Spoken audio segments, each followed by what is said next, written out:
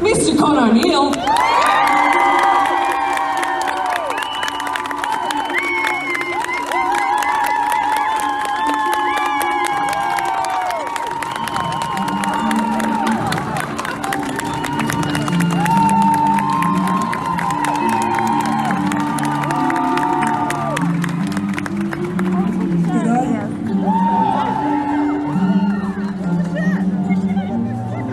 We're just going to finish awkwardly watching you on the screen. Who is that handsome man? Aww. How are you doing? I'm good, how are you? I'm really good. Are you feeling good today? Yeah, much better, thank you. Yeah, that's what. You did have a little bit of a cold yesterday, but now you're feeling great. Yeah, feeling great and loving the outfit. Thank you so much. Just for Loving you. it. Let's hear it for the outfit, come on. Thank you so much. I love it. Stop. Amazing. Today, again, a huge amount of fans. Absolutely loving this. How does it feel to have these fans come out and want to meet you?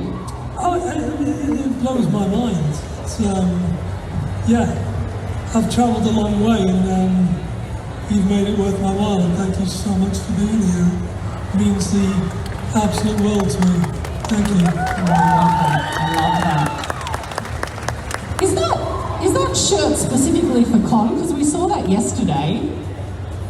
There's a lot of daddy fans here today. Yeah. I haven't seen so many daddy t-shirts in a long time.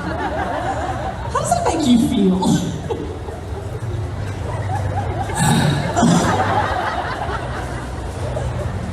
Yeah, okay, I'll take that as an answer. I love that so much. Now, in the kind of the same vein, yesterday you and I were chatting a little bit about fan art, and I did want to touch a little bit on that today. I told you not to look at Reddit.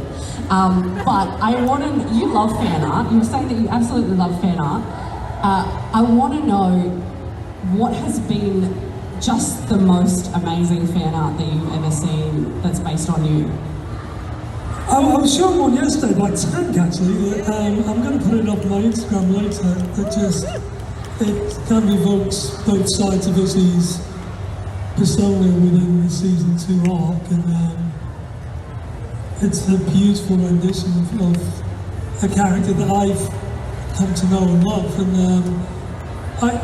I think what's more interesting about the second season, it's provoked more beautiful art, in as much as romantic art and depicting Izzy in a more gothic romantic way, which is lovely, you know. It's a nice change from Izzy being tied up and hung from a harness, Which can be romantic also. which is also kind of nice. I like that. Have you been gifted anything this weekend? Yes, I have. I've just been given the most beautiful bulb for my house. I mean, how lovely is that? And I've just been given a t-shirt for a band that I need to look up who the band is. But yeah. Yay! Is it your band? Amazing. What's the band called? Daddy Issues. Well, that makes sense, doesn't it? So, there's that. And yeah, just lots of beautiful art and bracelets and yeah. Yeah, I noticed you got new bracelets on today. They're beautiful. Yeah, they are, aren't they? They're just, One says twat. So that's good. yeah, That's gorgeous. absolute twat. Yeah, that's so beautiful. Isn't that nice, someone giving you one, being like, well, that's you. I know it's a reference, but also... I'm surprised I have one that says indestructible little fucker. I'm sure that's coming. Yeah, we can get that right. No worries. Easy. Now, you're here for a gorgeous Christmas con. I wanted to know what you're doing for Christmas. What does Christmas mean to you? Do you celebrate Christmas? This year, Christmas is just me, the partner, and the dog. I've been travelling a lot this year, so doors closed, shutters down, food, bad weather, movies, chill out. Perfect. Because I start work again early in the new year, so I just want to spend time with my loved one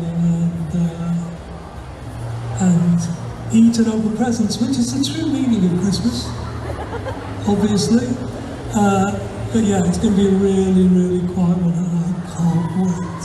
Oh, amazing. That sounds so perfect. Yes, you've had a big year. Definitely. So let's talk about your work a little bit.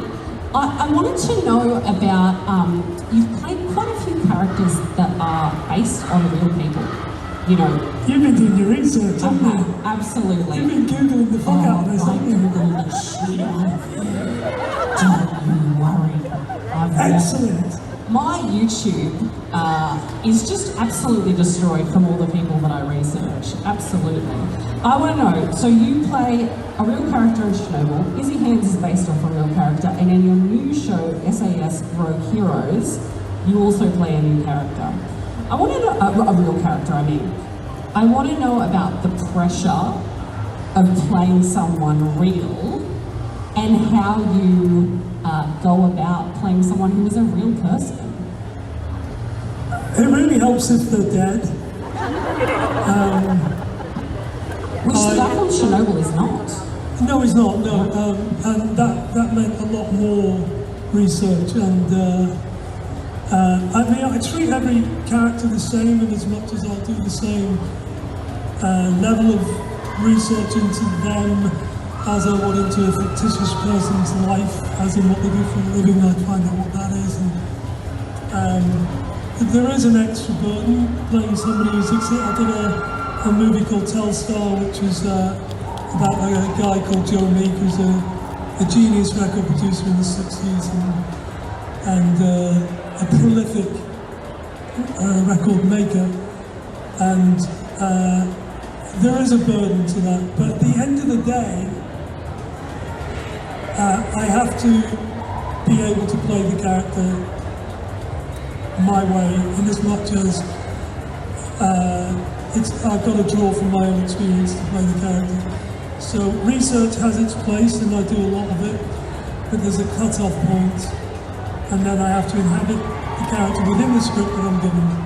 And if you do too much, it can get in the way.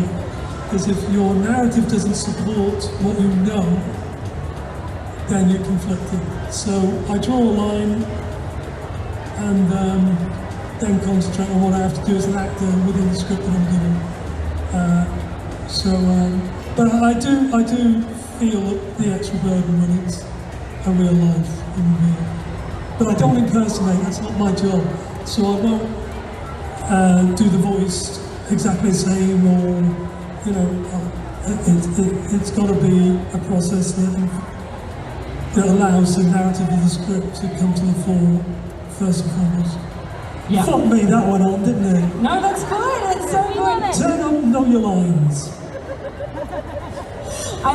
You were telling me a story this morning, and I was wondering if you could tell everyone your show that's coming out soon, SAS Rogue Heroes Series 2, which is based on World War II. Based on World War II. Which so many things are, you know. You are playing a real character, and you said that you didn't like him at first. No, it's not that I didn't like him, I didn't see me as him. And if I'm going to play somebody, there has to be a way in for me. And then I heard an interview that he did, it was a Desert Island Disc. And he was asked at the end of the interview, he's allowed to bring the Bible and the complete works of Shakespeare, and is there any other book that he would like to bring? And his reply was, yes, the book I'd like to bring that would go well with the Bible and the complete works of Shakespeare is a book I wrote about myself. And as soon as I heard that, I thought, I can play here. So yeah, that was my in with Monty. I love that story. I just think it's brilliant. It's so good. Yep. Okay, it's working now. Yep. Hi, Frankie.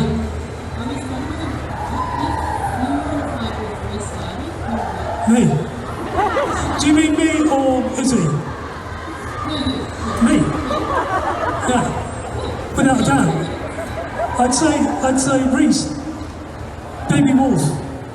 And he'd look and I'd beat him. That was easy. There you go, it's easy. Yeah. Next one up.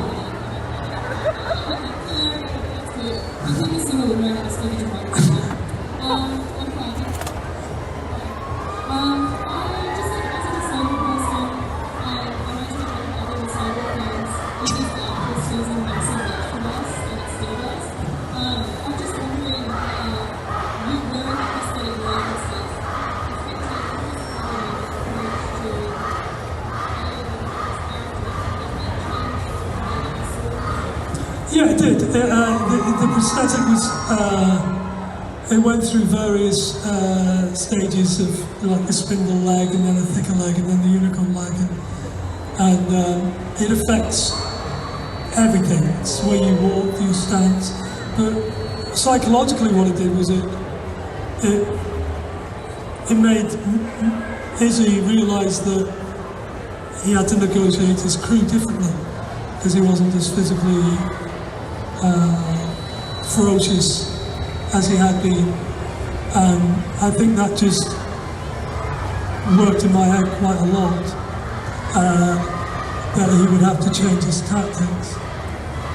I got quite comfortable with the leg after a while, but it was really weird having that part of me removed from the equation. Everything had to be rethought. It's why when we did the scene with the sword training on his own, it's why we did very basic movements, because he had to start from scratch again. And as we proved in the first season, he's quite a florid swordsman. But when your balance is gone, you have to go back to basics. And it was an eye-opener for me. Great question. Yeah, awesome. Hi, my name's Erin. Our Flag Being Steph has such a great script. I was just wondering if you had much room for improvisation on set. There is a lot of improvisation. I tend not to, because I'm more comfortable doing script stuff. There's a few times that when you're doing the scene over and over and over again that you might just change something just to see. But I'm a profound believer in making sure the first few takes are as scripted. So because those writers spend a long time writing those words, and my job is to honour that. The script, that's what my job is. There comes a time in a process when you're filming over a long amount of time where you get to know the character as well as the writers know them. But I don't think anyone knows the character more. So you're all on the same side. So I will improvise, but only after I've made sure I know exactly what the scene's about. And that's all on the text. Yeah, that's great. Next up. Hello. I just wanted to say that I loved Izzy's relationship with Steve this season. I feel as though I love when the writers said how they really developed their relationship. They had this camaraderie, and I love what Reese did this season. So I just wanted to know what was your favourite moment working with him this season or the show? I loved episode 5. That was a joy to do.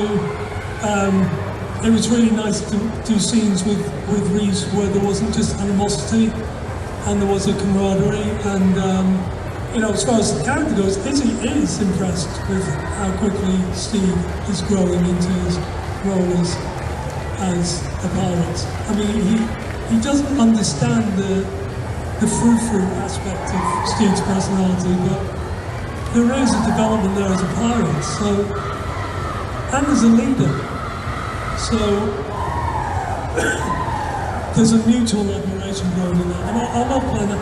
I thought Reese was phenomenal in the second season. I thought it was great in the first season, but I thought he really found something magnificent in the second season, and it was a joy to watch that as well. It's a joy to watch his confidence as an actor soar. I love that. Excellent. Next up. Hi, thank you for having us. I was wondering, particularly, filming of season 2, but at any point... I can't hear you, darling. Filming particularly season 2, but at any point during the show, is there anything that you personally took away from playing and living through Izzy?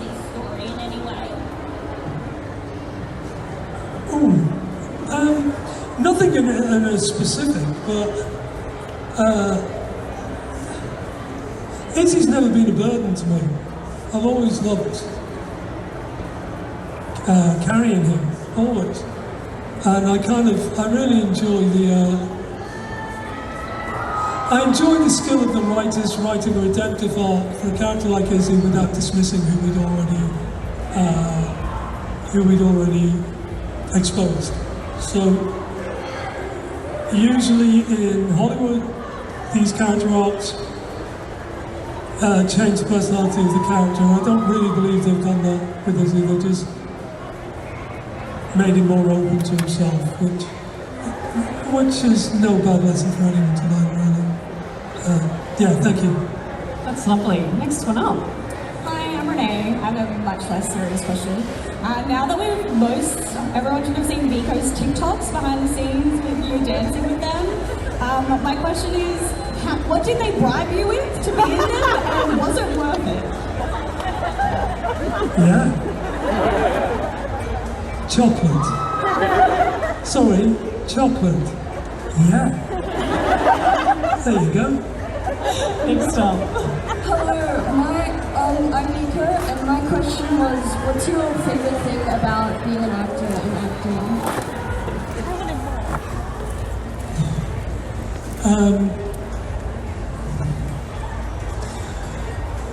You know, the fundamental thing about being an actor is dressing up and being someone else. And I have a great life away from my work. I have a great life. And the reason I have a great life is because in my work I get to play all this myriad of characters that I'm not. So I get to express myself in ways that I'd never had the opportunity to in real life. And I get to experience situations that I never would have in real life and expose myself to characters or characterizations of people that I've never been. So fundamentally, it's just a great job because I get to experience things I wouldn't otherwise. But the joy about being an actor of my age and my experiences, I can't leave it on the set and not bring it home with me. I used to do that and it was a complete waste of fucking time. And it made me a nightmare to live with. So these days, when it's wrapped, it's wrapped. Boom, dropped. Good question, though. Right. Next up. Hi. Hello! I was wondering if you were expecting to sing in Our Flag Means Death. No.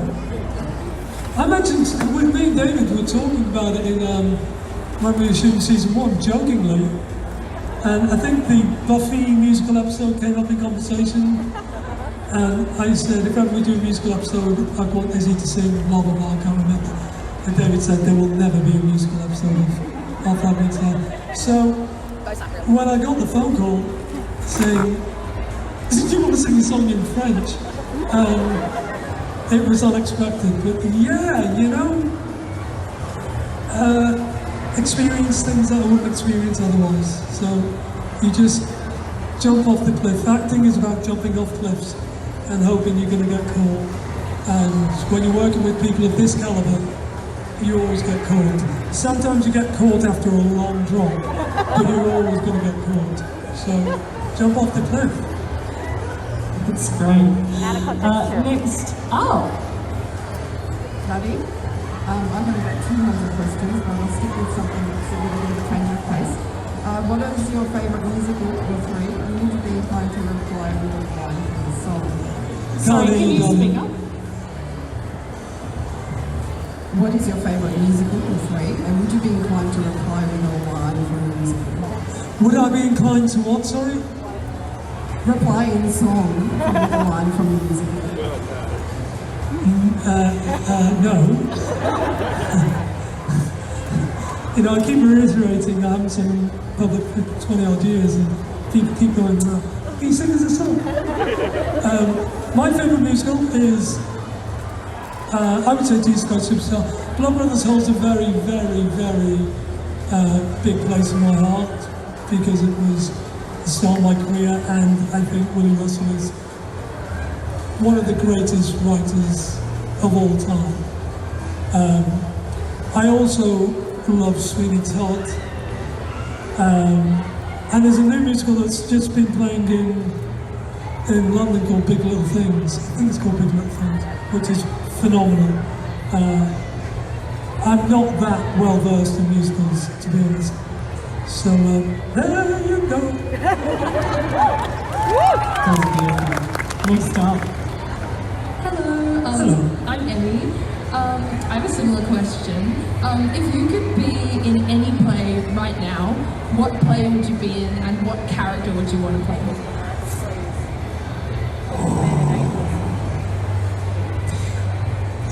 Weirdly, when David and I first talked about Izzy, David mentioned Salieri in Amadeus. I'd love to play Salieri. I was talking to someone earlier on about, I did View from a Bridge and Arthur Miller play, and I was asked to play Death of a Salesman, Willy Loman, but I felt I was too young. I would love to play Willy Loman one day, not yet. I'd love to do Richard III, and I'd love to do Macbeth at some point.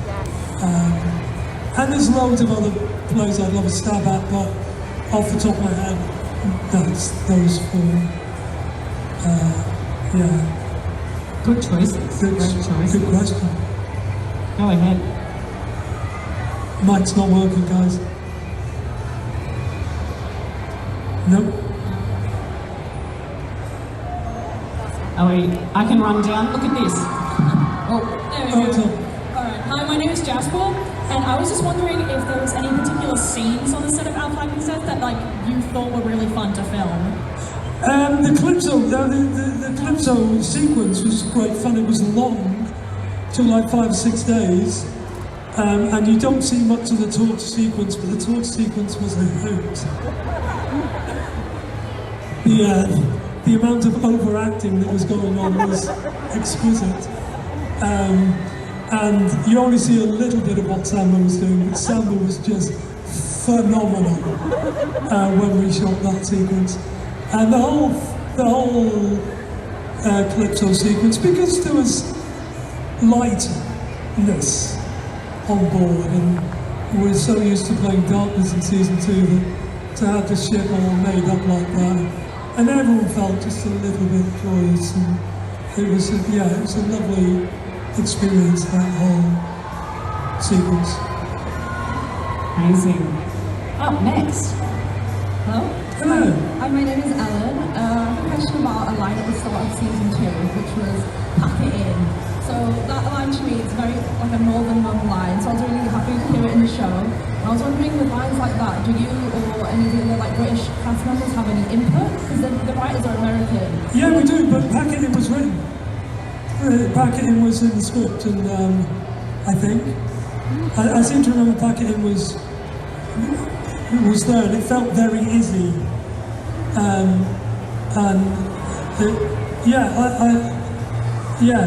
That was one of the. I think the writers as well, they get to know the voice in the second season. The first season it was pretty new to everyone, but so a lot of the stuff that feels ad-libbed is written. That's how good these writers are. So yeah, Pack It In was written. Brilliant. All right, next question. Hi, I'm Raven, and I just wanted to say thank you for giving the fans something, a character to connect with so much. And did you think any of your other characters have had such a connection with the fans?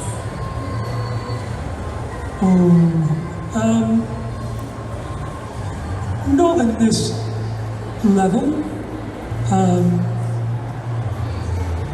No, not on this level. It hasn't.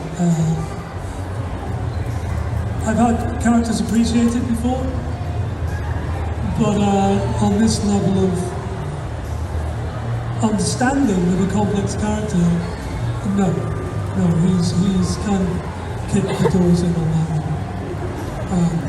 one, which surprised me. But I'm delighted. I'm really rather moved by the love of Finn. Because he's complicated. So, yeah, you know. Thanks, Raven. Next up. Yesterday you were talking about like sorry. Oh, okay. It was really interesting yesterday to hear your thoughts about like the storytelling and I can hear myself and the characters and the thing you said about like writing character backstories for the characters that you play. I was wondering what like your process was with that, and if you've ever done any original character writing, or would you like to? I do write. I have a few scripts that are doing the rounds at the moment. The process is not. Most acting, especially if you're a sporting actor, most of your career is subtext. So when you're doing a show and your leads have got the narrative, and you're just coming in every now and then to support the leads, which is what my job is, then there'll be a lot of stuff that's not written that the audience doesn't need to hear, but I need to know. So that's why I write my backstory. My backstory will be detailed enough for me to be able to go into each of the scenes that I'm in and feel and like I'm inhabiting the character. It's just something that I do. I don't expect other actors to do it. I know most don't.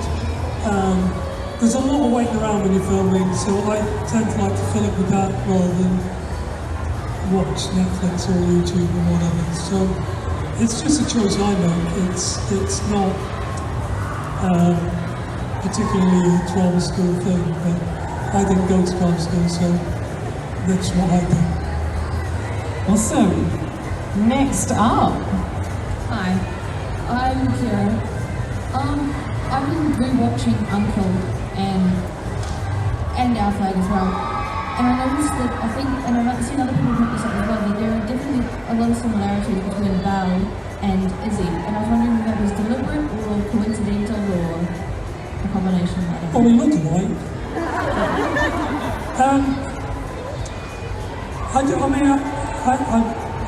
I don't know, what kind of similarities are you talking about?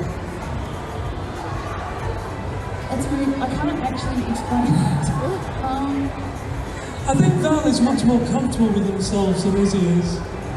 Val has a profound understanding of themselves, and there is a line in the last episode that we ever filmed of Uncle where Val says, "I refuse to not be who I am," and that's a statement from somebody who really knows themselves.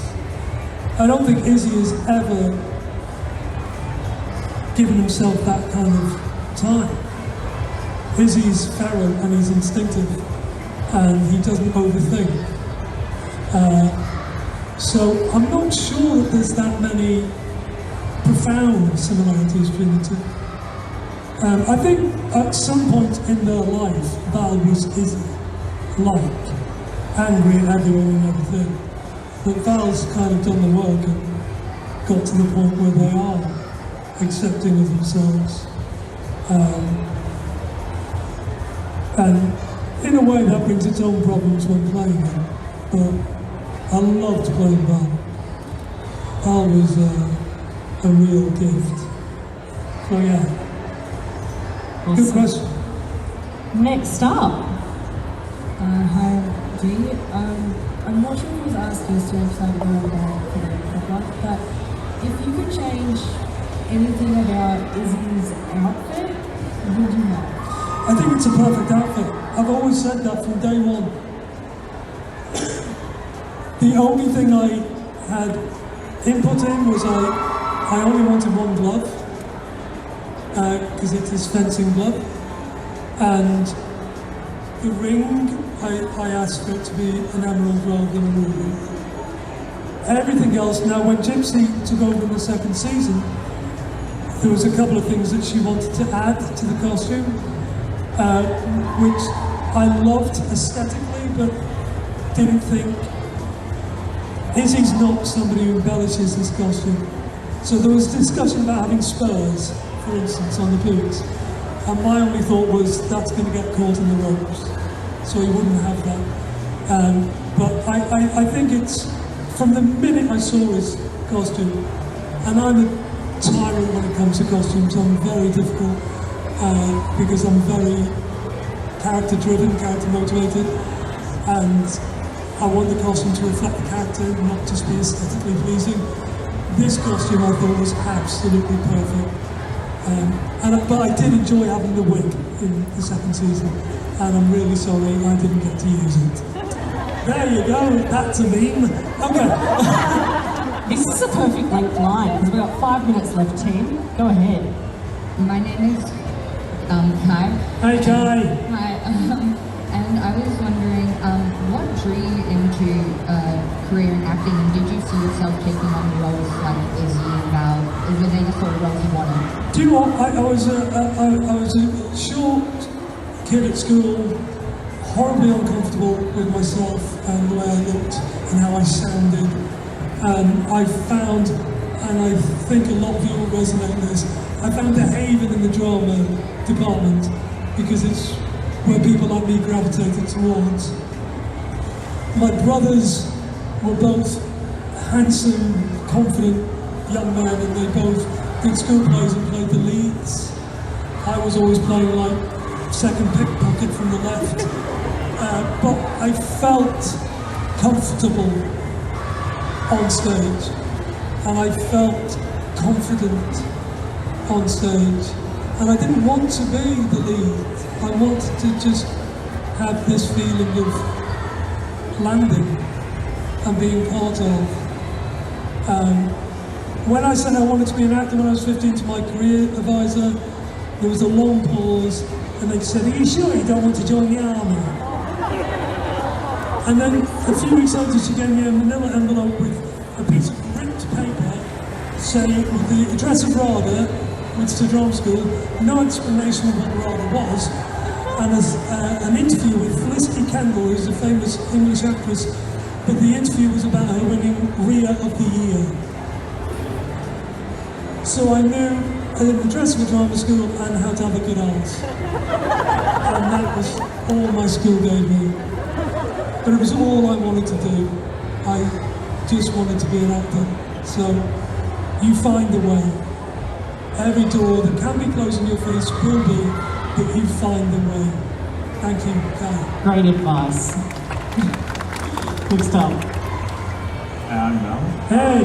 I'm a big fan of your role in Batman. Thank you. I really love your accent especially. It lends a sort of authenticity to the whole prestige crime drama aspect of that movie. I was curious how much of that was your idea and how much of you was in that performance. The accent we worked very long and very hard on the accent because it's not New York, it's Gotham, but Gotham doesn't exist. So you're finding that line between New York and Gotham. And I really like the idea that you inhabit those characters, those toxic masculine characters, but you don't inhabit them like a cartoon character. So again, my backstory was my backstory, and I liked him because he wasn't a cliche. And I thought, I'm a Batman fan, so I grew up as a Batman and Spider-Man, they were my things. And I thought Matt wrote a magnificent script for the Batman. I thought it was a real organic sense of what the Batman story is. And I thought Rob was magnificent. So I knew coming in I had to up my game and inhabit that world without it being a cliche. And so it was a lot of work. We shot the fuck out of that movie. And it was all through COVID. And how Matt Reeves made that movie during COVID, we were locked down 3 times during that movie. And he just carried on. And I have such admiration for the man. Not only for the perseverance, but to have created that movie under that pressure. I thought he did a magnificent job. Wonderful. We've got time for one last question. How good is this line? Oh my gosh, go ahead. Hi, my name is Andrew. I'm not sure if you've been asked this question before, but I'm just wondering if you ever kept Izzy's leg or just anything on set? Did I ever keep Izzy's leg? Good question. No. Do you know what? Have I kept anything of Izzy? No. Because it's an ongoing show, they're very strict about you not stealing things. And I don't have a house full of memorabilia. It's not, once I finish a job, I finish a job. It's the healthiest way to work for me. So, no, I don't. If I would take anything of Izzy's, it would be the glove, but now Vico has the glove. So fuck Vico. But there's nothing else I would say. It's, I've said it before and I mean it, I don't take these characters home. I let them go and play on their own when I'm not playing them, and exist in their own sphere. I go back to my partner and my dog. Beautiful. And shout at them. What a great way to end the panel today. Shouting at my partner. Yeah, probably don't do that, everyone. But you know, that's I'm not going to yuck your yum. You know? We didn't discuss your singing at all. We didn't. And I actually have a little present for you a little bit later. I'm going to give you your first ever Vegemite. A little bit later. I didn't want to do it on stage in case you had an allergic reaction like has happened to me once before. So fair enough. That's fair. Because there is a beautiful camera person right there, and I don't want them to capture your face swelling up. Thank you so much for joining us today, Con. Please put your hands together for Con.